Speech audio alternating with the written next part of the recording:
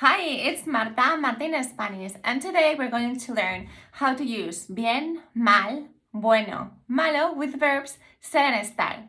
Do you want to learn it? Keep on watching. Bueno and malo can both be used with the verbs ser and estar. For example, el niño es bueno, he's a good kid, okay? Fumar es malo, smoking is bad for you. More examples can be related to food. For example, la comida está buena, okay? I love this food. Okay, or for example, related to health, if someone has been ill and he or she has recovered, okay, we can say, él ya está bueno, okay? Another way of using estar, bueno o malo, estar bueno means when you like how someone looks, okay? Bien and mal are adverbs, okay, and can only be used with the verb estar.